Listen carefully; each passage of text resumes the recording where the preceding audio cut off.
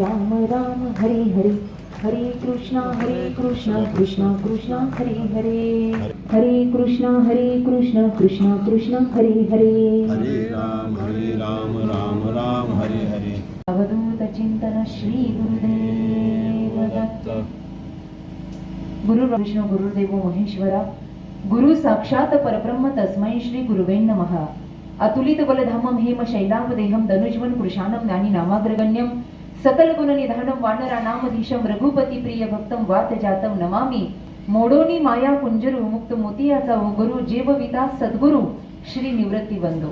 माईबाप दुःखित अंतकरणानं आपण सर्वजण उपस्थित आहोत, ज्यांच्यासाठी अशा आदरणीय मातोश्री ज्यांनी वयवर्ष 55 पर्यंत संपूर्ण पवार परिवाराला, भसे परिवाराला, आप्तेष्ट नातेवाईक, मित्रमंडळ, गावकरी मंडळ, आपला गोकुळासारखा भरलेला संपूर्ण परिवार अशा प्रेमातून ज्या सुसंस्काराची सांगड घालत जी आई गेली आहे, अशा कैलासवासी अखंड सौभाग्यवती अंजनाबाई रामदासजी पवार पाटील या मातोश्रींचा या ठिकाणी आज दशक्रिया विधी आहे.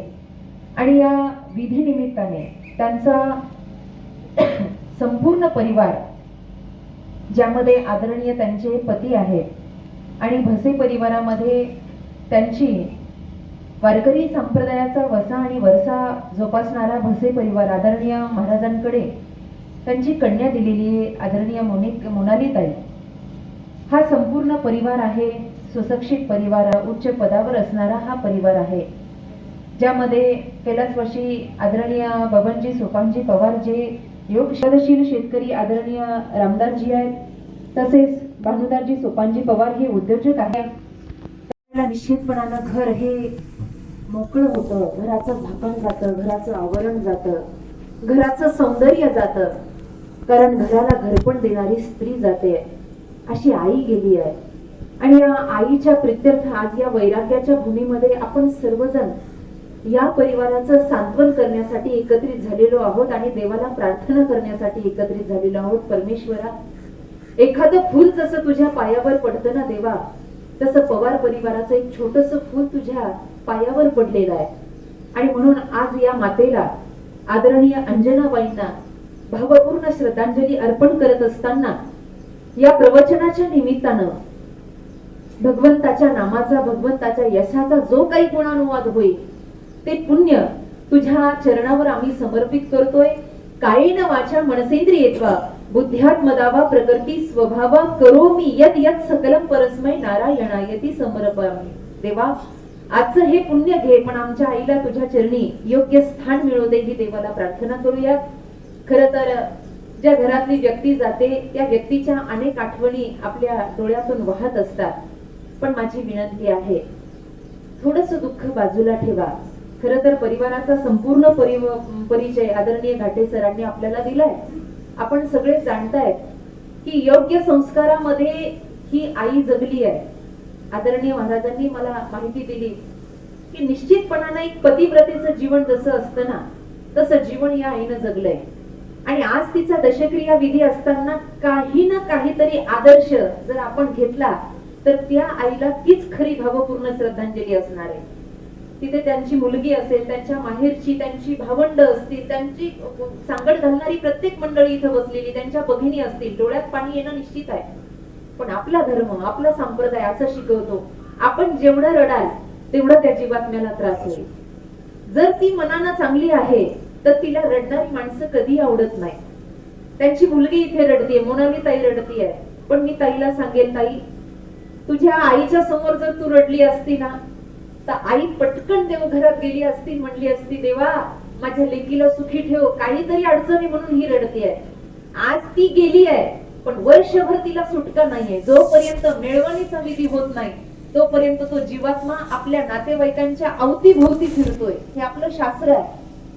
त्या जीवात्म्याला सुटका नाही. लेकीमध्ये तिचा जीव निश्चितपणे आहे, म्हणून ती तुला पाहते आहे, ती आपल्या पतीला पाहते आहे. आणि आपण जर रडाल तर तिला निश्चितपणे त्रास होईल. म्हणून अश्रू थोडेसे बाजूला ठेवा आणि आई बाप गेल्यावर जे ज्ञानोबा तुकोबांनी केलं ते करा. हीच खरी भावपूर्ण श्रद्धांजली आहे. किंबहुना धनुर्धरा जो मातेची या उदरा, तो मातेचा सोयरा की तुला पा. माऊली ज्ञानोबा राय म्हणतात आईचं आणि लेकराचं जसं नातं आहे ना, तसं भगवंताचं आणि भगवत भक्ताचं नातं आहे. ऐका, जगदवंदनीय तुकोबरायांचा एक प्रसिद्ध अभंग आहे, जिचे पिढे बाळ प्राण तियेचा विकळ, ऐसा मातेचा स्वभाव सूत्र दोरी एक जीव, सुखाची विश्रांती उमटे मातेची या चित्ती, तुका म्हणे संत तुम्ही बहु कृपावंत. वंदनीय महाराज म्हणतात, जशी कुरवाळो कृपाळूपणानं आई सतत आपल्या लेकरावर प्रेम करत असते ना, तसं संत आणि भगवंत हे दोन आहेत.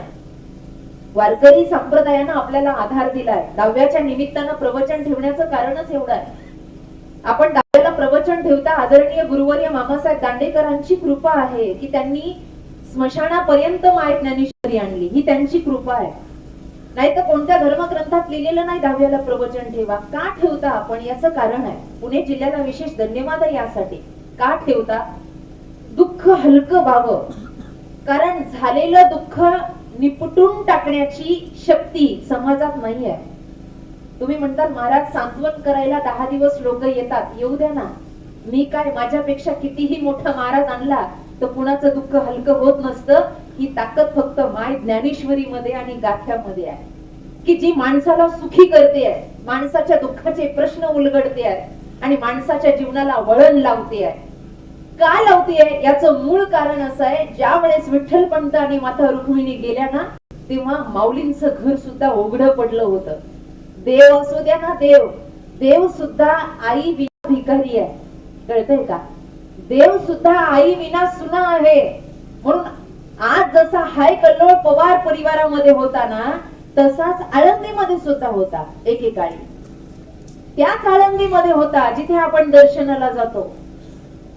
आपली आई तर आपल्या डोळ्यासमोर गेली आहे, पण त्यांची आई बाप तर न सांगताच गेली आहे. झोपेतून उठल्यावर पत्र दिसतं. आपल्या घरातल्या लहान मुलांना बघा बरं, चरित्र माहितीये मला, वेगळ्या भावानं पुन्हा तुम्हाला चरित्र सांगायचं नाहीये.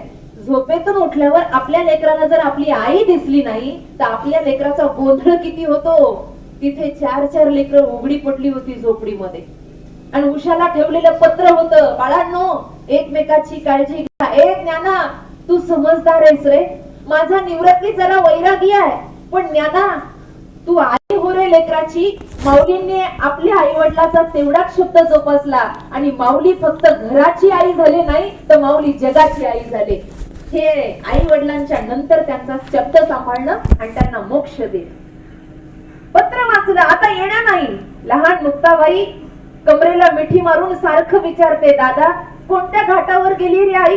अरे दिवस उजडला, तांबडं फुटलं, अरे कुठे आई? दादा सांग ना, आई कुठे आहे? सांगा मला.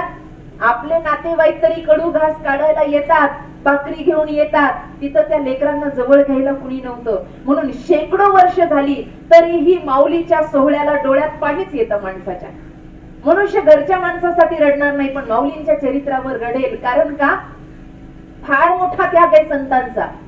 जगदवंदनीय तुकोबरायांचा फार मोठा त्याग आहे. किती त्याग सांगू त्यांचा. त्यांचं तर हातही पोचले नाही आपल्या वडिलांच्या मैतीला. तुकोबराय कीर्तनामध्ये होते. मी अट्टहासानं ही गोष्ट सांगते, नाही पोचले. रडले तुकोबराय, कीर्तनामध्ये होते रात्रभर. बापाचा जीव गेला, अंतविधी झाला, कणकाईनं माणसं पाठवली होती. माझा तुक्या कुठं जाऊन बसलाय बघा, त्याचा बाप त्याच्यासाठी दावा करतोय. अरे बघा, नाही आले तुकोबराय, कारण भानावर नव्हते. तुकोबरायांचं कीर्तन काय आमच्यासारख्या कीर्तनकारांसारखं नव्हतं मोजून मापून. आपलं 2 तास आहे. त्यांना किती वेळ झाला हे कळत नव्हतं. माझी मज झाली अनावर वाचा.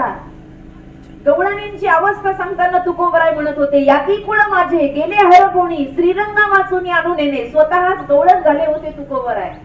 कीर्तनात उभं राहिले तर कोणती आई आणि कोणता बाप काही आठवत नव्हतं तुकोबरायांना. जन विजन झाले आम्हा, विठ्ठल नामा प्रमाण, पाहे तिकडे बाप माये, विठ्ठल आई रुक्माई. जरा संप्रदाय जाणं हो. आपल्याला दुःख झालं की पटकन आपल्या डोळ्यात पाणी येतं, पण आपल्यापेक्षा शेकडो पटीचं दुःख संतांनी भोगलंय. आपल्याला तरी कुणीतरी आवरण देतं, त्यांना आवरण देणारं कुणी नव्हतं. ज्या वेळेला रात्र संपली आणि दिवस उदयाला आला तेव्हा तुकोबराय भानावर आले, विना आणि टाळ खाली ठेवला आणि मग तुकोबराय पळत येतात. घराजवळ गर्दी आहे. आईला बघितलं तर कपाळावर कुंकू नाही आणि आई अशी भिंतीला चिटकून बसलेली. हंबरडा फोडला एखाद्या जनावराप्रमाणे तुकोबरायांनी उंबरठ्यावर. आई बाबा गेले.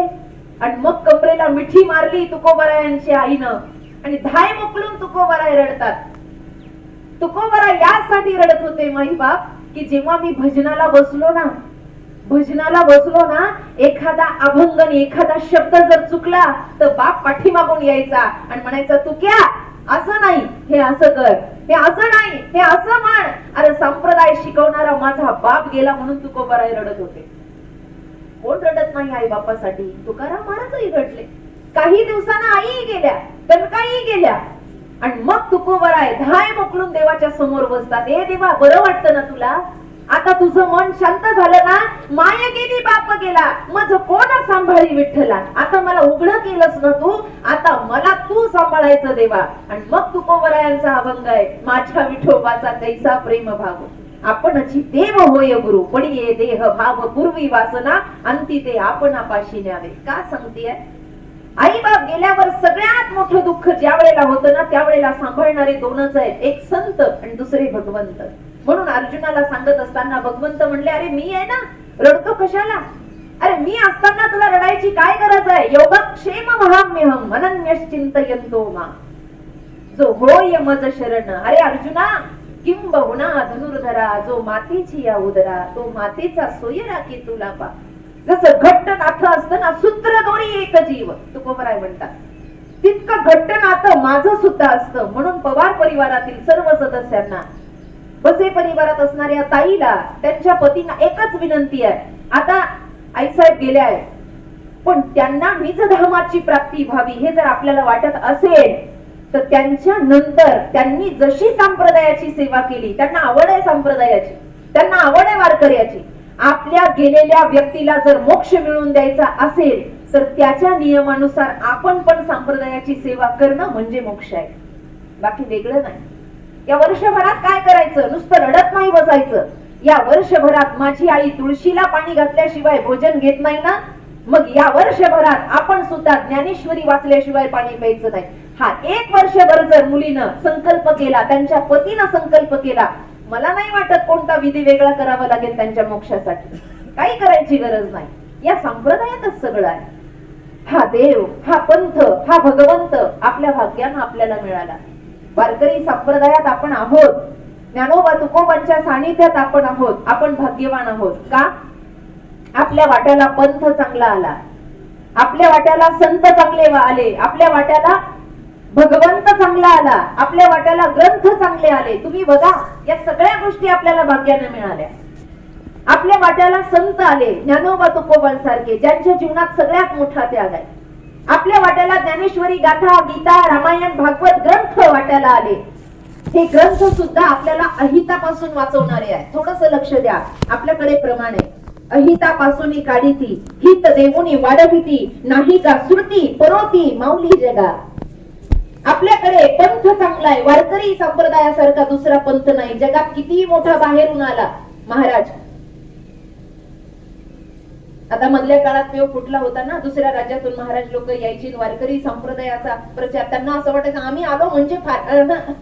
इथे आपण महाराज मंडळी बसलेली आहात, नवल आहे. या महाराष्ट्राची पावनभूमी एवढी सिद्ध आहे की जगाच्या पाठीवर कोणताही मोठा महाराज आला तर ज्ञानेश्वरीच्या पुढचं सांगूच शकत नाही. सगळं ज्ञानेश्वरीत भरलेलं आहे, सगळं गाथ्यात भरलेलं आहे. वेदाची ती भाषा गाथ्यामध्ये लिहिलेली आहे. 56 भाषेचा केलासे गौरव ज्ञानेश्वरीत आहे. भावार्थ रामायण आहे. आपल्या संत विचाराच्या पुढे कोणता साधू नाही आहे. सगळे साधू इथे बांधलेले आहेत. ग्रंथ आपल्यासाठी सिद्ध आहे, पंथ आपल्यासाठी सिद्ध आहे, संत आपल्यासाठी सिद्ध आहे आणि युगे 28 विटेबरी उभा तो भगवंत आपल्यासाठी सिद्ध आहे. तो आपली वाट पाहतोय. वारीचा काळ जवळ आलाय. हळूहळू आळंदीत गर्दी वाढायला लागली आहे. विठ्ठल नामाच्या गजरामध्ये आज अंजनाबाईंचा दशक्रिया होतोय. ती भाग्याची गोष्ट आहे. आता हळूहळू पावलं तिकडे जाणार आहेत. त्या परमात्म्याशिवाय या जीवाला दुसरं कोणी नाही. म्हणून जीवन जगत असताना प्रवचन कीर्तन ऐकायची. कारण का? आपल्याला मार्ग चांगला असला पाहिजे. दावा आज त्यांचा आहे, आपलाही कुठेतरी होईल. आपलंही जीवन त्याच मार्गाने जाणार आहे, गती आपली होणार आहे. पण या जीवनाचा सुगंध समाजामध्ये दरवळावा, आपल्याला मोक्ष मिळावा. शेवटी मोक्षासाठी सगळी तडफड चालली आहे ना. आपण भजन करतो, कशासाठी करतो? माझ्याकडे बघा, तुम्ही तिकडे पाहिलं मला पाव वाटतं. मग इकडे बघा, आपण भजन कशासाठी करतो? कशासाठी? मोक्षासाठीच करतोय ना. मोक्षासाठी हो म्हणा, नाही तर नाही म्हणा. राग पाहू नका तसं, भीती वाटते मला. हा? मोक्षासाठीच भजन चालू आहे. एकादशी आहे आज. व्रत कशासाठी चालू आहे? मोक्षासाठी चालू आहे का साबुदाण्याच्या खिचडीसाठी चालू आहे? मोक्षासाठी चालू आहे. मग मोक्षासाठीच सगळं चालू आहे. हे देवा, आलोय ना आता या जगामध्ये. कोहम कथमिदम जातम कोहम करते सेविद्यते. आलोय ना आता या जगामध्ये. मग हे देवा, आता मोक्षाचा रस्ता दे. तो रस्ता देवाला दाखवण्यापेक्षा तो रस्ता संतांनी दाखवलाय. देवही दिव्य आहे आणि संतही दिव्य आहे. तुकोबराय दिव्य आहेत, माऊली ज्ञानोबराय, शांती ब्रह्म एकनाथ महाराज दिव्य आहेत. यांच्या मागे गेलं की आपलं जीवन सार्थकी लागतं. संप्रदाय सांगतो मागे कोणाच्या जायचं? ज्यांच्या मागे जायचंय त्यांना ते गाव माहित पाहिजे. ज्यांच्या मागे जायचंय त्यांना मंदिर माहित पाहिजे. एखाद्या गावात तुम्ही गेलात, आम्ही बिरदवडी मध्ये आलो. का विठ्ठलाचं मंदिर कुठे आहे? त्या तिकडे आहे. का भैरवनाथाचं मंदिर कुठे आहे? अहो ह्या इकडे आहे. का गाव देवीचं मंदिर कुठे आहे? सटवाईचं मंदिर कुठे आहे? इकडे आहे. तिकडे आहे का? तुम्ही जाऊन आलात का? नाही नाही, कधी गेलो नाही, पण तिकडे आहे. लोक जातात एवढंच माहिती आहे. मार्ग दाखवणारा वेगळा आणि पोचून आलेला वेगळा. शब्द नीट ऐका. मार्ग दाखवणारा वेगळा आणि पोचून सिद्ध होऊन आलेला वेगळा. ज्ञानोबा तुकोबांच्या मागे का जायचं? तर इकडे देव आहे असं त्यांनी फक्त निर्देश केला नाही, तर ते तिथे गेले, पोहोचले, सिद्ध झाले आणि मग परतीला येऊन त्यांनी सांगितलं, येण्याची पंथे चालू जाता. मार्ग दावून गेले आधी. ते त्यांनी देव इकडे असं सांगितला, पण फक्त सांगितला का? पंढरपूरला देव राहतो. अजून पटत नसेल तर एक उदाहरण सांगते. आता प्रशासन थोडं जागृत झालं म्हणून लोखंडाच्या त्या पाट्या आल्या. पूर्वी मार्ग दाखवणार काय होतं? दगड होती ना, दगड, स्टोन. ते रस्त्यावर पांढरा चुना देऊन दगड लावलेले असायचे आणि त्या दगडावर लिहिलेलं असायचं, बिरदवडी पासून आळंदी एवढ्या किलोमीटर, बिरदवडी पासून देहू एवढ्या किलोमीटर, बिरदवडी पासून पंढरपूर एवढ्या किलोमीटर. कशावर लिहिलेलं असायचं? जरा मोठ्याने बोला, बैरी आहे मी, मला ऐकू येत नाही. दगडावर लिहिलेलं असायचं ना. दगडाचं वाचून सुगडी तिकडं जायची, इतक्या किलोमीटर. दगड गेला का कधी? दगड गेला? अशी बरीच दगड आहे, फक्त निर्देश करतात, कधी जात नाही. या दगडांसाठीच ही ज्ञानेश्वरी आहे. उद्धाराया जन जड. माझे शब्द खोटे वाटत असतील आणि लागत असतील तर माफ करा, थोडं स्पष्ट आहे. उद्धाराया जन, पण पुढचा शब्द आहे जड. जीव. जे जीव असून जड झालेत ना त्यांच्यासाठी माय ज्ञानेश्वरी आहे. जे जीव असून जड झालेत ना त्यांच्यासाठी वारकरी संप्रदाय आहे. अरे चला, निर्देश करणं वेगळं, ते तिकडे आहे हे सांगणं वेगळं, आणि तिथे पोहोचून दर्शन करून अनुभव घेऊन येणं हे वेगळं. तुकोबराय तर याच्याही पुढे गेले. तुकोबरायांनी ते देवच प्रकट केलाय, त्याच्यामध्ये रंगले, गांजले, उमगले, सिद्ध झाले. एवढंच नाही, सदेह वैकुंठाला गेले आणि परतही आले. हे नवल आहे जगात. म्हणून त्यांच्या मागे जायचं, म्हणून त्यांच्या विचाराची सांगड करायची. संत दिव्य, देव दिव्य. एक गोष्ट अशी आहे, का यांना दिव्यत्वानं मानायचं? यांच्यामध्ये काही नाही परमात्म तत्वाशिवाय. काम गेला, क्रोध गेला, लोभ गेला, सगळं संपलं आणि सिद्ध झाले. तुकोबरायांमध्ये, संतांमध्ये काम नाही, क्रोध नाही, लोभ नाही, फक्त बसलाय तो राम, सिद्ध झालाय तो विठ्ठल. म्हणून त्यांच्या मागे जायचं, म्हणून ते दिव्य आहे. एक संकल्पना तुम्हाला सांगते. एकदा मंदोदरी मातोश्रींना असं वाटलं की रावणाला प्रश्न विचारावा. आपण नेहमी रामायण ऐकता, वाचता, गाता. राम दिव्य आहे, राम हे दिव्य आहे, रामाचं चरित्र हे दिव्य आहे. का दिव्य आहे? एक पत्नी, एक वचनी, मर्यादा पुरुषोत्तम. मानव अवतारामध्ये येऊन भावानं भावाशी कसं वागावं, मुलांना आई बापाशी कसं वागावं, पती धर्म कसा निभवावा, राजा कसा व्हावा, बाप कसा, हे सगळे आहे. शिष्य कसा असावा, गुरु कसा असावा, रामचंद्रांनी सांगितलं. राम दिव्य आहे, रामाची भक्ती करणारे संत दिव्य आहेत. मंदोदरी मातोश्रींना प्रश्न पडला, नीट ऐका. त्या रावणाच्या समोर गेल्या आणि रावणांना म्हटले, स्वामी हे सगळं बाजूला जाऊ द्या, मला तुम्हाला एक प्रश्न विचारायचा आहे. आणि मंदोदरी विचार ना. चांगल्या कुळा खंडानातली मंदोदरी आणि एक आवर्जून सांगते, रावण सीतेच्या मागे लागले, ते उद्धारासाठी लागले, कारण वेगळं असेल पण भावार्थ अध्यात्म रामायणातला प्रसंग आहे. मंदोदरी एका वेळेला रावणाला म्हणते, अहो तुम्ही ज्या स्त्रीच्या मागे लागलात तिच्यापेक्षा 10 पटीचं सौंदर्य मंदोदरीचं होतं, आणि कुळाखंडनानं मंदोदरीच्या बापाचा विजय जनक महाराजांपेक्षा मोठा होता. पवित्रता होती, पतिव्रता धर्म होता, अशी भाग्यानं मंदोदरी रावणाला मिळालेली होती. आणि मंदोदरी मातोश्री विचारतात रावणांना, स्वामी मला एक प्रश्न पडलाय, त्याचं उत्तर द्या. का हो म्हणे तुम्ही सगळं जिंकलं? हो म्हणे सगळं जिंकलं. तुमच्याकडे ऐश्वर्य आहे? हो म्हणे मंदोदरी तुला माहिती आहे माझ्याकडे ऐश्वर्य आहे.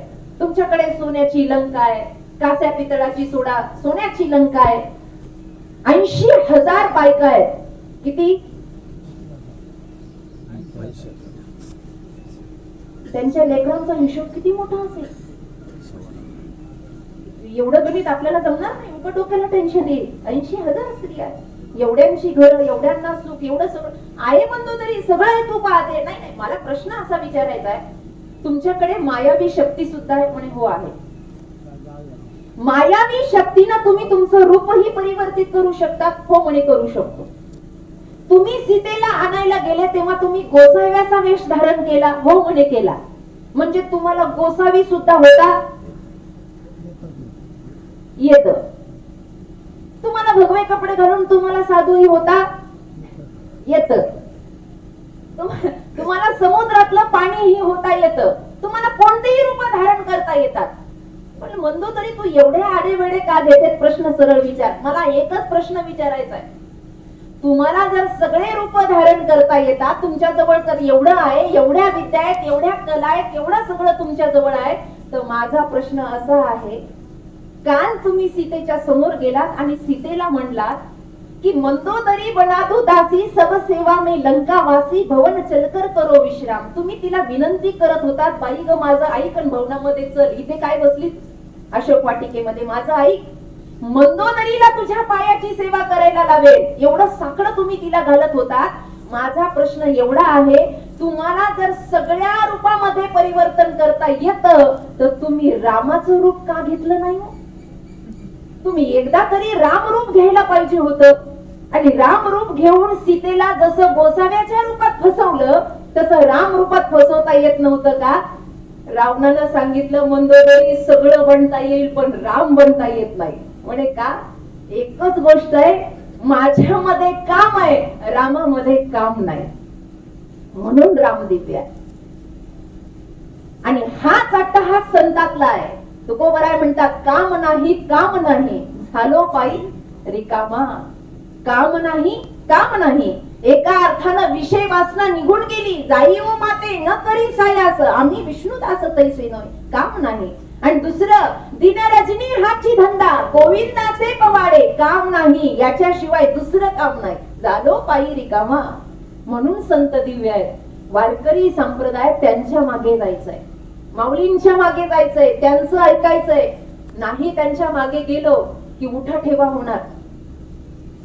ऐकायचं कुणाचं, समजून घ्यायचं कुणाला? सध्याचा वर्तमान बिघडलाय. आपल्या घरातली आई गेली आहे ना, अशा वेळेला लोक म्हणत असतात, आई होती तोपर्यंत घर चांगलं होतं, बाप होता तोपर्यंत घर चांगलं होतं, आता आई बाप गेले त्यांचे, आता कसे जगतील? तिथून पुढचा प्रवास आपला एकट्याचा असतो. आता 55 वर्ष अर्ध्यात आई गेली आहे, आयुष्य मर्यादा खुंटली आहे. पण ज्या वेळेला घर रिकाम होतं ना, घरात काहीतरी विस्कळीत होतं, तेव्हा म्हणत असतात, आई बाप होते तोपर्यंत सगळं चांगलं होतं, तिथून पुढचा प्रवास. म्हणून आई बाप गेल्यावर डोळ्यात पाणी येतं. का? आमच्याकडून काही चुकलं तरी आमच्यावर झाकण टाकायला आमची आई होती. आता घर सावरायला कोणी नाही, आता चुकलं तर समजून सांगायला कुणी नाही. तिथून पुढे आई बाप म्हणत असतात, लेकरांनो आम्ही चाललो, आता जातो, आता तुम्ही तुमचं सांभाळा. हा प्रवास जो आहे ना, हा संप्रदायाला चिकटून करायचा. भल्या भल्यांच्या मागे गेल्यावर आयुष्य खराब होऊन जातं. राजवाड्यामध्ये एकाकडून चुकलं, राज दरबार भरलेला होता, पूर्वीचे राजे महाराजे फार क्रूर. एकाकडून चुकलं, अपराध झाला, आणि अपराध झाल्यानंतर लोकांनी सांगितलं, हा फार शहाणपणा करतो, हा याच्या त्याच्या मध्ये मध्ये करतो. लोकांनी सोयरीक जमवले की हा मोडून टाकतो. माझ्याकडे लक्ष द्या. लोकांचं बरंच भजन यांनी बंद पाडलंय. राजाला लोक गारानं सांगायला लागले. आता तो राजा होता, राजा म्हणला चुकीला माफी नाही. राजा जसा उठला तलवार काढली आणि त्याच्या जवळ गेला चुकलेल्या व्यक्तीच्या, आणि जसा गेला तसं त्याचं नाक कापलं राजाने. काय कापलं? शरीरामध्ये नाक प्रधान आहे. मी म्हणत नाही, महाराज म्हणतात, काय करावी ती 32 लक्षणे, नाक नाही देणे वाया गेली. मुलगी बघायला गेलात आणि मुलगी बघून बाहेर आलात. बाहेरच्यांनी विचारलं पोरगी पटली का? नाही म्हणला. असं होतं ना कधी कधी. ब्रह्मचारी बसला, आपण ब्रह्मचारी आहात का? मग जरा मान हलवा, जड झालेला आहे. मुलगी पसंत नाही का हो? काळी आहे का? नाही म्हणे गोरी आहे. मुकी आहे का? नाही म्हणे बोलकी आहे. पांगळी आहे का? नाही म्हणे पोह्याची डिश तीच घेऊन आली. मग अडचण काय आहे? घरात बापाच्या घरी संपत्ती आहे, पोरगी का पसंत नाही? तो म्हणला सगळं आहे पण नाकच नाही. नाक नाही ते नाही वाया गेली, नाक कापलं ना. काही काही लोक समाजात एवढे विचित्र आहेत, त्याचं नाक कापल्यावर त्यानं घरी बसावं नाही. तो घरी नाही बसला, तो मुद्दामून लोकांमध्ये फिरायचा. आणि मग लोक त्याला नाक काप्या म्हणायला लागले. काय म्हणायला लागले? नाक काप्या. ए नाक काप्या आला, नाक काप्या आला, नाक काप्या आला. त्यांनी एक युक्ती केली. तो म्हणला मला काय नाक काप्या म्हणतात? जेव्हापासून माझं नाक कापलंय तेव्हापासून मला पांढरून दिसतोय. काही काही लोकांची पाय पवित्र डोकं ही चित्र असतं. अशाच्या नादी लागू नये माणसाने. बरं अनुयायी कुणाचं व्हावं अशा लोकांना शिष्यही लवकर भेटतात. 5-6 जण त्याचं शिष्य व्हायला तयार झाले. म्हणजे महाराज तुम्हाला नाक कापल्यावर देव दिसला? अरे म्हणजे नाकाचं आणि देवाचा काय संबंध आहे? म्हणलं असं बघायला गेलो ना नाक आडवं यायचं. असं बघायला गेलो की नाक आडवं यायचं. जेव्हापासून नाक कापलं तेव्हापासून देव स्पष्ट दिसायला लागला. ते 5-6 जण संगतीला होते. म्हणले आम्ही कापू का? म्हणले कापा. ते 5-6 जणांनी सुद्धा नाक कापून घेतलं. आणि कापून घेतल्यावर काहीच दिसेना. मग आले म्हणले अहो रावसाहेब नाही तर बसले असले तरी आजचे सोडून. रावसाहेब नाक कापल्यावर देव दिसत नाही हो. ते म्हणले नाही ना दिसत, पण दिसला म्हणायचं. असंही कापलंय तसंही कापलंय. झाले नाक कापायला 6 जोडीदार झाले. बघता बघता 15 झाले. बघता बघता 20 झाले, 30 झाले. अर्ध गावाने नाक कापली का? देव दिसावं म्हणून. आणि ही बातमी राजाच्या कानावर गेली. राजा म्हणला काय भानगड? म्हणले महाराज नाक कापलं की देव दिसतो.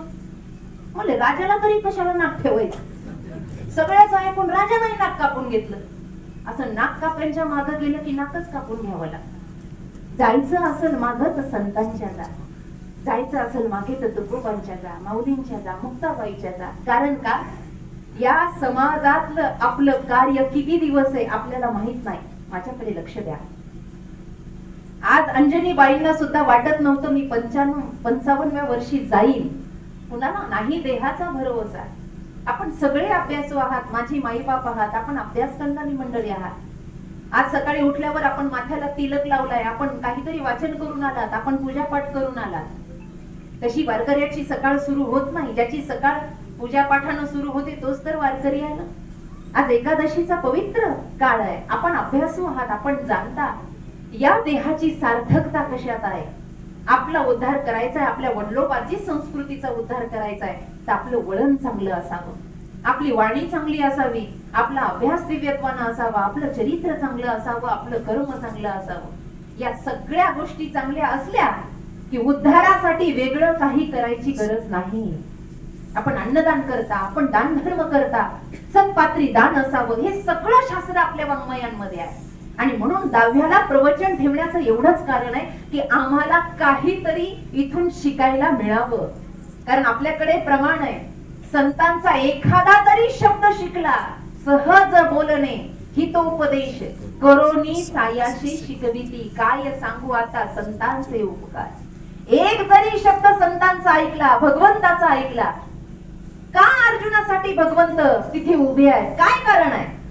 भगवंताचं जेवढं आयुष्य मानव अवतारातलं होतं तेवढं अर्ध तर पांडवांसाठीच खर्ची झालं. ज्ञानदेव म्हणे व्यासांची या खुणा, द्वारकेचा राणा पांडवा घरी सगळं खर्ची घातलं. स्वतः बळीराम दादा म्हणतात भगवान श्रीकृष्णाला, ए कान्हा काय मिळालं रे तुला? या युद्धामध्ये स्वतःचं नाव खराब करून घेतलं. माहितीये काय काय गुन्हा केला होता या कौरवांनी तुझा, की पक्षपात केला आणि कपटानं पांडवांना जिंकून दिलं. काय काय आहे असं या पांडवांमध्ये? दादा तुम्हाला नाही कळायचं. एक क्षणही ज्यांचा माझ्या नामस्मरणाशिवाय जात नाही ते पांडव आहे. ज्यांनी सुखात सोडा दुःखामध्ये कधीच माझं चिंतन सोडलं नाही त्यांना पांडव म्हणतात. पहाते पांडव अखंड वनवासी तरी देवाला आळवतात. ज्यांनी कधी आपली निष्ठा चुकू दिली नाही, कधी आपली नीती भ्रमित होऊ दिली नाही. पांडवांनी शेवटपर्यंत माफ करत राहिले, पांडवांनी शेवटपर्यंत विनम्रता दाखवली. म्हणून त्या पांडवांसाठी मला उभा राहावं लागलं आणि मी राहणार.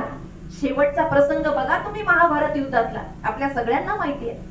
आज अर्जुनाला आजच्या ओवीमध्ये मौली ज्ञानोबरांच्या भाषेत भगवंत जर सांगतायत ना की मी आई सारखं सांभाळतो, भगवंतांनी सांभाळलं, आपलं ब्रीद पूर्ण केलं. माझ्याकडे लक्ष द्या, ब्रीद कसं पूर्ण केलं. संपूर्ण युद्ध प्रसंग झाला आणि सगळी कौरव मेली, सगळं झालं. आता विदुर काकांना त्या आंधळ्याला समजून सांगावं म्हणून विदुर गेले.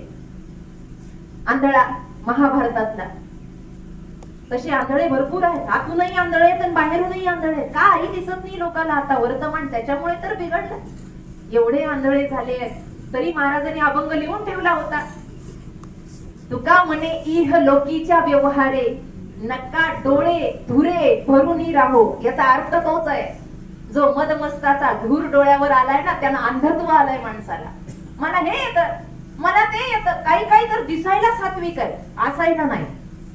मी याच्यामध्ये पारंगत आहे, मी त्याच्यामध्ये पारंगत आहे, मी असं करतो, मी तसं करतो. स्पष्ट बोलते, दिंडी घेऊन जाणारा पण अंतकरणाला सात्विक असला पाहिजे. आमचे स्वामीजी म्हणायचे, वक्त्याला जरी समाजासमोर बोलायची वेळ आली ना, वक्त्यानं अर्धा तास देवाच्या समोर रोज बसावं, मग समाजाच्या समोर बोलावं, नाही तर त्याला अधिकार नाही बोलायचा. परमात्माच्या दर्शनाला चाललोय ना वारी घेऊन, दिंडी घेऊन, मग अंतकरण पवित्र असावं, ध्यास एवढा असावा की देवा तुला कधी पाहिल. सांगा मला, जाणाऱ्यापैकी किती टक्के लोकांचा हा ध्यास आहे की मी तुला पटकन पाहिल. किती लक्ष आपलं विचित्र झालंय या प्रवासामध्ये सुद्धा. हे सांगणं यासाठीच आहे. बहिरंग साधना करता करता देवाला पटवता येत नाही, देवाला आळवता येत नाही, देवाला मिळवता येत नाही. भाव बळे आकळे एरवी ना कळे, करतळी आवळे तैसा आहे. हा प्रसंग असा आहे. म्हणून आज जर अर्जुनाला म्हणत असतील तर परमात्म्यानं तेवढं सांभाळलं. शेवटचा प्रसंग महाभारतातला बघा, सगळं झालं आणि आता बस धर्मध्वजा फडकवायची आहे, गादीवर बसायचंय. हस्तिनापूरचा विजय मिळला आणि 5 पांडवांना राज्य प्रस्थापित झालं. द्रौपदी नटून आली, सगळं झालं. आता बस गादीवर बसायचंय. उद्या सकाळी राज्याभिषेक होणार आहे. त्यावेळेला सैनिकाकडे निरोप पाठवला या पांडवांनी, काका तुम्ही उद्या सभा मंडपात या, आम्हाला वडील नाही आहेत, तुम्ही आमचे वडील आहात. मोठं पद भेटलं की आई बापाला नमस्कार करावा, मोठ्यांना नमस्कार करावा.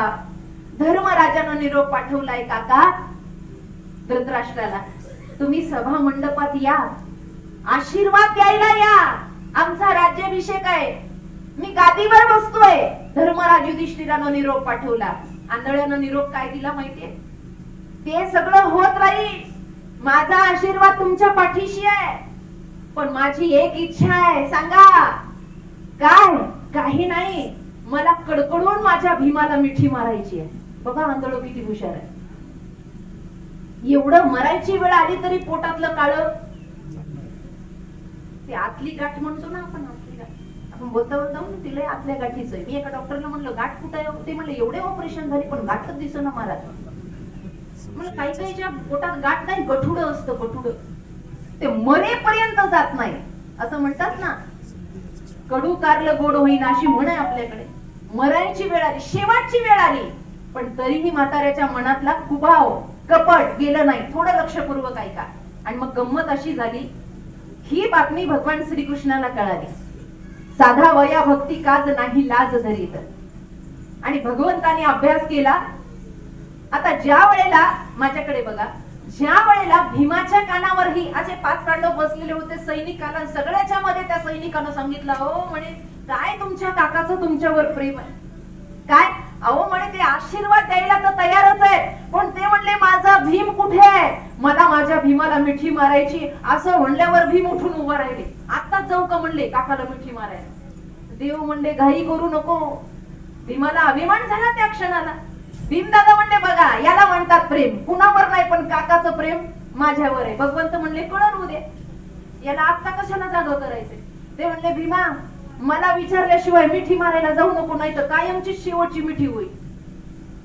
भीमदादा म्हणले बस ना देवा, आता दुसऱ्याच्या घरात किती नाक खुपसावं माणसाने, बस ना देवाला. भीमदादा म्हणतात अरे बस ना, आता किती वेळेला तुझं ऐकावं, आता तरी आमच्या मनचं करू दे ना बाबा. आता तरी काकाला जाऊन, आता काकाकडे राहिलं काय म्हणून काका आमच्यावर द्वेष करेल, राहिलं काय काकाकडे. भगवंत म्हणले ठीक आहे बघू म्हणले उद्या, उद्याची सकाळ आणि उद्याचा विचार. रात्रीतच भगवंताचं कार्य करून ठेवलं. दुसऱ्या दिवशी शहनाई नगाडे वाजायला लागले, फुलाचा वर्षाव व्हायला लागला, अख्खी प्रजा एकत्र झाली. काका आला. रात्रभर काकाच्या मनात गोंधळच होता, रात्रभर झोपच नाही काकाला. काका उठून प्रांगणामध्ये आले त्या सभागृहाच्या, आणि इकडूनही ही मंडळी सगळी चालली. भगवंत सोबत आहे. धर्मराज छाती काढून पुढे चालले. 5 पांडवांचा तो आवेश पाहला आणि भगवंत त्यांच्या सोबत चाललाय, कारण अहंकाराचा वारा भीमाला लागला होता. पण आई लेकराला कधीच वाईट मार्गाला जाऊ देत नाही. आई कधीच बाळाचं नुकसान होऊ देत नाही. या जगात असे दुर्बुद्धीचे काही मंडळी आहेत की ज्यांनी आई बापाला न सांभाळण्याचा ठेवा ठेवलाय.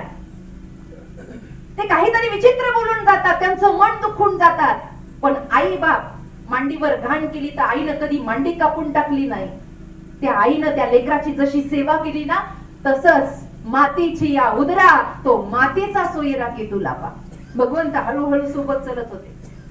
सारखे भीमाकडे पाहिजे. भीमानं असं गर्वानं छाती फुगून केलेली. भीम आपल्याच तालामध्ये.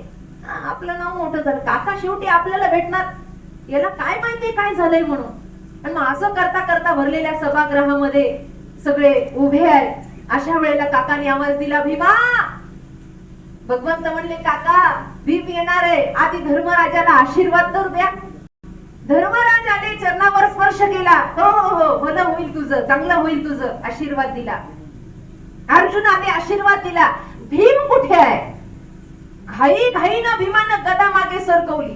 आणि आता घाई घाईनं एखाद्याला आवडीनं मिठी मारण्यासाठी जसं पुढे सरसावतात ना, तसं गदा अशी पाठीला ठेवली आणि भीमदादा असे पुढे चालले. भगवंतांना हादरला. मागे हो, कुठे चालला म्हणले तोंड घेऊन. अरे म्हणले मिठी मारायची, मार ना.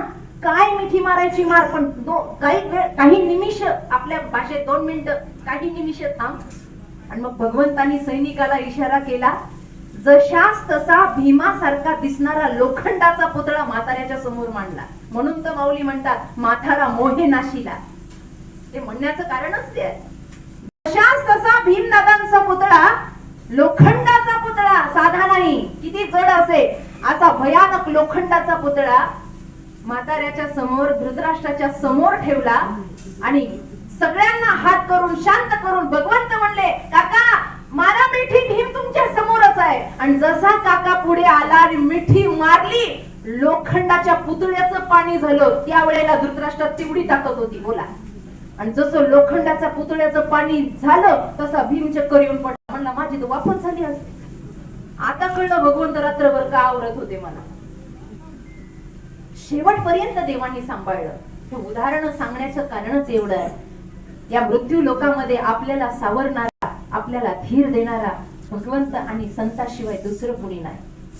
म्हणून देह जाओ अथवा राहो, पांडुरंगी दृढ भावो. एक गोष्ट मनात ठसवून घ्या. आपली नीतिमत्ता, आपलं कर्म, आपली वागणूक. आज या पवार कुटुंबातली आई गेली आहे. मी प्रारंभी सांगितलं की देव सुद्धा आई विना सुना झाला. देव सुद्धा रडला. भगवंत रामचंद्र रडले, कृष्णचंद्र रडले, माऊली ज्ञानोबा राय रडतात, तुकोबा राय रडतात, सर्व मांदियाळी रडते. कारण का, घरातलं एक सगळ्यात मोठं सुख म्हणजे आई आहे. आज 55 वर्षाची आई गेली आहे. आदरणीय एकनाथ दादा, आदरणीय महाराजांनी मला सांगितलं की एका जाग्यावर 8 दिवस थोडासा आजार झाला. आणि आजारामध्ये बघता बघता डोळ्यासमोर आज आदरणीय रामदासजी बाबा यांच्या समोर त्यांची धर्मपत्नी जाती आहे. आपण सर्व पुरुष वर्ग जाणता, राजकारणातली भावंड येऊन बसली आहेत, आपण समाजकारणातली आहात, आपण प्रगतशील शेतकरी आहात, आपण भजनी मंडळातली आहात. सकाळी स्नान संध्या उरकली की घाई घाईनं चहाचा कप घेऊन आपल्याला पुढे जायचं असतं. भाग सगळं सांभाळणारी जी लक्ष्मी आहे ना घरातली, आणि काही काहींच्या भाग्यानं अशी निष्ठावंत बायको भेटते. खरं सांगू, आपलं शास्त्र असं म्हणतं, बायको चांगली मिळायलाही भाग्य लागतं, मुलं आज्ञाधारक मिळायलाही भाग्य लागतं, घरातला नौकर इमानदार मिळायलाही भाग्य लागतं, गाडीचा चालक इमानदार असणंही भाग्य लागतं. माझ्या म्हणचं नाही आहे, हे सगळं भाग्यानं भेटतं, भाग्याशिवाय हे काही नाही. एखादी बाई कर्कश असते, छोट्या छोट्या गोष्टीला वादविवाद करते, पण एखादी बाई कितीही मोठं संकट आलं तर माझ्या पतीला त्याच्यातून कसं वाचवायचं यासाठी जीव सुद्धा पणाला लावते. आणि अशातलीच एक व्यक्तिमत्व, अंजनाबाई नावाचं व्यक्तिमत्व घरातलं हरपलंय. आज ते घर पोरकं झालंय. या स्त्रिया बऱ्याच काही दुःखाचा आघात. स्त्री जीवन एवढं सोपं नाही आहे. नारी जीवन हाय तुम्हारी कहाणी, आंचल में दूध और आंखों में पाणी. घरात एवढं दुःख असतं, समाजात एवढं दुःख असतं. लहानपणापासून बंधनात बांधलेली बाई आहे, कोणत्याही क्षेत्रात जाऊ दे. आज आम्ही महाराज झालो, बंधन आहे. समाजाची हिदगूज पाहिली, समाजाची वागणूक पाहिली तर एक विशिष्ट प्रकारचं बंधन आहे प्रत्येकाच्या मागे. ती राष्ट्रपती झाली तरी बंधन आहे, ती महाराज झाली तरी बंधन आहे, आणि ती साधारण गृहिणी झाली तरी बंधन आहे. काही हवं नसतं, बस माझं घर सुखी व्हावं. काही स्त्रिया अशा आम्ही पाहिल्या एकत्र कुटुंब पद्धतीमध्ये, काही स्त्रिया वारकरी संप्रदाय अशा पाहिल्या, ते घरच त्यांच्यासाठी मंदिर आहे, घरच मंदिर आहे. बस घरातला एकही व्यक्ती उपाशी राहू नये, घरामध्ये चुकमुक होऊ नये, प्रत्येकाच्या भानगडीमध्ये पडणार, भांडणामध्ये पडणार. कारण का, अशीच व्यक्ती लक्ष्मीच्या पावलानं आपल्या घरामध्ये येत असते. म्हणून ती गेल्यानंतर आपलं काम आहे तिला मोक्ष मिळवून देणं, आणि ते मोक्ष याद्वारे मिळेल जेव्हा आपलं कर्म चांगलं होईल. ते मोक्ष याद्वारे मिळेल ज्या वेळेला आपलं कार्य चांगलं होईल. म्हणून आज त्यांच्या पोटी मला वाटतं पुत्ररत्न नाहीये, आज मुलगी आहे. मुलगी आणि त्यांचे जावई या दोघांनाही सांगते, सत्कर्म करा, दानधर्म करा, तोही असा करा की सत्पात्री करा. जीवन त्यांचं संपलं, आपलंही एक दिवस संपणार आहे. काय आणलं होतं आणि काय घेऊन जाणार आहे. आम्ही तर नेहमी सांगतो, काही आणलं नाही, काही नेणार नाही. काही लोक आम्हाला म्हणतात, महाराज काय खरं, काही खरं नाही माणसाचं. मी तर माऊलीला कधी कधी समाधीला पाया पडताना माऊलीला म्हणते, माऊली असे नमुने तुम्हीच सांभाळू जाणे. की ते आम्हाला म्हणतात कधी, काही नाही महाराज, काही नाही, मागं नाही, पुढं नाही, खाली हाताने आलो तरी पण घर इतकं कच्च भरलेले, कधी वाटायची वृत्ती होतच नाही. माणसानं असं जीवन जगावं की जाता जाता मोकळं होऊन जावं. अरे आणलं काय होतं म्हणून सोबत काही न्यायचंय. काय आणलं होतं? भिकारी गेला श्रीमंताच्या घरी आणि श्रीमंताला म्हणला काहीतरी द्या, मागण्याच्या वृत्तीनं गेला. आता त्याच्या दारासमोर सीसीटीव्ही कॅमेरे लावलेले, सिक्युरिटी गार्ड बसलेला. मला हे संपत्तीवानांचंही हसू येतं, कुणाच्या घरात असतील तर मला माफ करा, हसू येतं. संपत्ती मागायची, पुन्हा तिला संरक्षण करायला डोक्याला ताण करून घ्यायचं, एवढे कॅमेरे लावायचे. कॅमेरे लावले. त्यानं त्या कॅमेऱ्यातून पाहिलं भिकारी दारात आलाय. त्यानं सिक्युरिटी गार्डला लगेच फोन केला, ए म्हणे त्याला आतमध्ये येऊ देऊ नको, त्याला आत येऊ देऊ नको. त्यानं सांगितलं, अहो देवाच्या नावानं काहीतरी द्या. बोलता बोलता त्यानं त्या सिक्युरिटी गार्डची नजर चुकवली, सर आतमध्ये पळत गेला. आणि जसा पळत गेला तसा हॉलमध्ये गेला. आता हॉलमध्ये याच्या बापाचा फोटो लावलेला होता. त्यानं हॉलमध्ये असं इकडे तिकडे बघायला गेली. श्रीमंत आला. तर म्हणला, साहेब काहीतरी द्या, तुमचं एवढं गावात नाव आहे, काहीतरी द्या. कधीच तुम्हाला देताना पाहिलं नाही, फक्त घेताना पाहिलं, या काहीतरी. त्यानं त्या गार्डला आवाज दिला आणि त्याला धक्के मारून बाहेर काढून दिलं. बाहेर काढून दिलं. 2-4 दिवसानं तो भिकारी पुन्हा आला. आणि आल्यानंतर त्यानं त्या सिक्युरिटी गार्डला सांगितलं, ए साहेबाला आज जाऊन सांग. माझ्याचा रुबाब वेगळाच होता. साहेबाला आज जाऊन सांग. तो म्हणला, अरे धक्के देऊन बाहेर काढलं तरी लाज गेली नाही का? तो म्हणला, लाज गेली नाही. त्या दिवशी मागायला आलो होतो, आज द्यायला आलोय. त्या दिवशी मागायला आलो होतो, आज द्यायला आलोय. आणि द्यायला आलो म्हणल्यावर यानं गेटवरून फोन केला, साहेब त्या दिवशीचा तो विचित्र प्राणी आलाय, पण त्यानं काहीतरी आणलंय, खिशी गच्च भरलेली आहे. तो म्हणतोय काहीतरी द्यायला. साहेबांना विचार केला, काय सांगता, एखादी संधी लागली असेल. त्या दिवशी मी त्याला पूर्ण ऐकून घेतलं नाही. आणि साहेब म्हणला, येऊ द्या येऊ द्या. तो आतमध्ये येऊन बसत नाही की त्याला चहा आणि बिस्किट द्यायला आलाय ना. ब्रँडेड बिस्किट मांडली त्याच्या समोर, चांगला चहा मांडला, त्यांना ही चहा पिला, बिस्किट खाल्ली. साहेब म्हणले, बोला श्रीमान. त्या दिवशीचे शब्द वेगळे होते, नाट्य शब्द वेगळे. बोला श्रीमान, काय काम आहे तुमचं माझ्याकडे? काय द्यायला आलात? उठला आणि खिशे मोकळे गेले. या खिशामध्ये आणि या खिशामध्ये एक सुई दोरा या खिशात आणि एक सुई दोरा या खिशात, असे दोऱ्याचे बिंडल होते, ते रीळ अशा खिशानं भरलेल्या होत्या आणि सुई दोरा होता. दोन्ही काढलं आणि टेबलावर मांडलं आणि म्हणला, साहेब हे एक सुई दोऱ्याचं बंडल तुमच्या जवळ राहू द्या आणि एक सुई दोऱ्याचं बंडल माझ्या जवळ राहू द्या. सांगायला आलोय. म्हणले काय? त्या दिवशी तुम्ही धक्के देऊन मला घराच्या बाहेर काढलं, जाता जाता तुमच्या बापाचा फोटो पाहिला आणि तुमचा बाप त्याच दिवशी माझ्या स्वप्नात आला आणि तुमच्या बापानं निरोप दिलाय की वर माझं धोतर फाटलंय, वर माझं धोतर फाटलंय. एक काम कर, माझ्या पोराकडे रीळ आणि सुई नेऊन दे. जर तू अगोदर आला तर तो वर येऊन शिवून दे आणि जर तू आधी आला तर तू शिवून देशील. म्हणून एक तुमच्याकडे राहू द्या आणि एक माझ्याकडे राहू द्या. श्रीमंतानं सांगितलं, वेड्या, सुई दोरा काय असं वर घेऊन जात असतात का? तो म्हणलं, मग तिजोरीतलं काय चाटायचंय का? वाटून दे. सुई दोरा जर वर घेऊन जात नाही तर हे ठेवायचं कशाला? हा संग्रह आपण आयुष्यभर करतो आणि एवढा संग्रह करून सुद्धा काही काही माणसांना जीवन जगता येत नाही. एका सुभाषितकारानं एक रचना केली आहे, ज्यांना जीवन चांगलं जगता आलं नाही त्यांच्यासाठी ही रचना आहे. त्यानं असं सांगितलं, जिसको जीना नहीं आया उसकी मौत सुंदर है. तुम्ही बघा, त्यानं मरणावर कवित्व केलं, मरणावर. ऐका, तुम्ही कावळ्याकडे पाहू नका, कावळा कावळ्याचं काम करणार आहे. कावळा घाबरून जातो कधी कधी सगळे बघायला लागल्यावर.